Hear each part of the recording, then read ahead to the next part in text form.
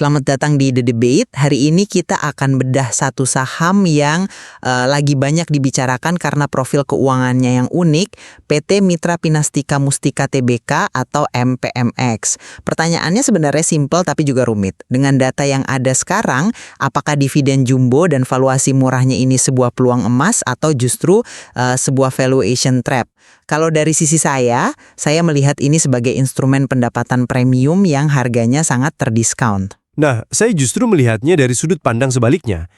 Angka-angka yang kelihatannya menarik itu menurut saya menyamarkan risiko yang cukup signifikan.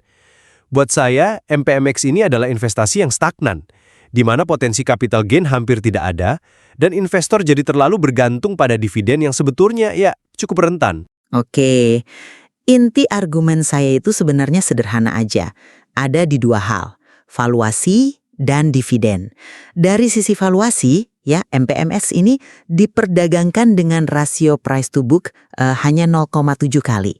Artinya, secara teori, kita bisa beli seluruh aset perusahaan ini dengan diskon 30% dari nilai bukunya. Ini kan margin of safety yang luar biasa. Terus pilar kedua, imbal hasil dividennya itu 12,5% TTM. Ini bukan proyeksi ya, tapi hasil nyata.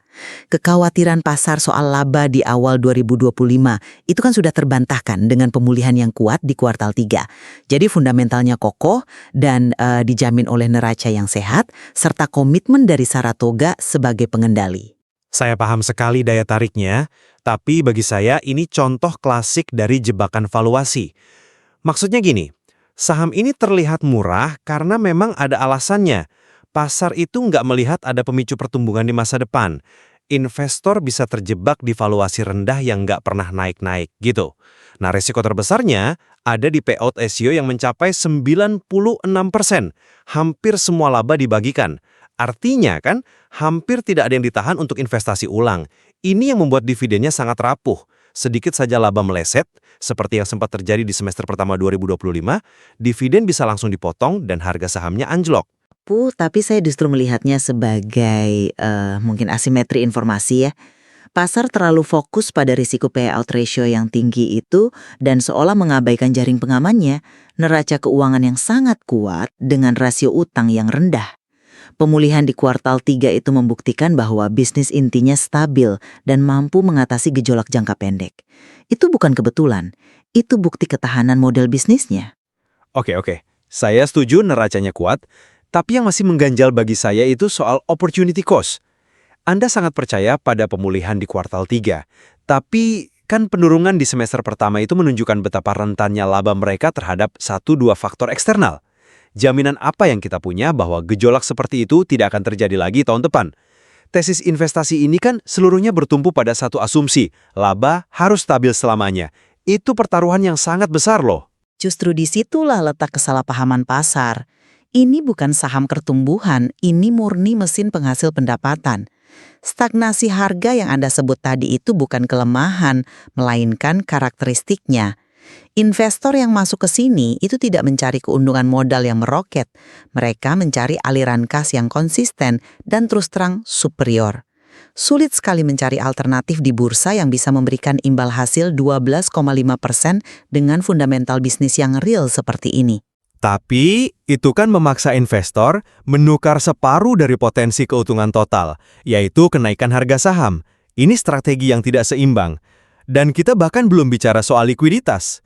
Dengan nilai transaksi harian yang relatif tipis, investor dengan dana besar akan sulit masuk dan yang lebih penting lagi, akan sulit keluar tanpa merusak harganya. Nah, inilah yang melengkapi jebakan itu. Valuasi murah karena pertumbuhan rendah, didukung dividen yang berisiko, dan diperparah oleh likuiditas yang bisa memerangkap investor di dalamnya. Ini bukan investasi, ini menukar potensi pertumbuhan dengan ilusi keamanan, gitu. Kesimpulannya, dari sudut pandang saya, MPMX menawarkan kombinasi langka dari valuasi yang sangat murah, imbal hasil dividen yang luar biasa, dan semua itu didukung oleh neraca keuangan yang kokoh.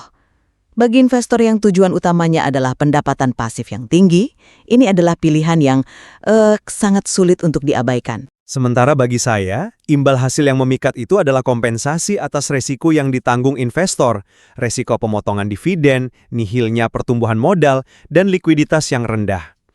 Ini adalah investasi satu dimensi yang mengorbankan stabilitas jangka panjang hanya demi distribusi kas jangka pendek. Diskusi kita hari ini menunjukkan ya, bagaimana data yang sama persis bisa melahirkan dua kesimpulan yang sangat bertolak belakang. Apakah MPMX adalah peluang dividen atau jebakan nilai? Pada akhirnya semua kembali pada tujuan, horizon waktu, dan tentu saja toleransi resiko dari masing-masing investor.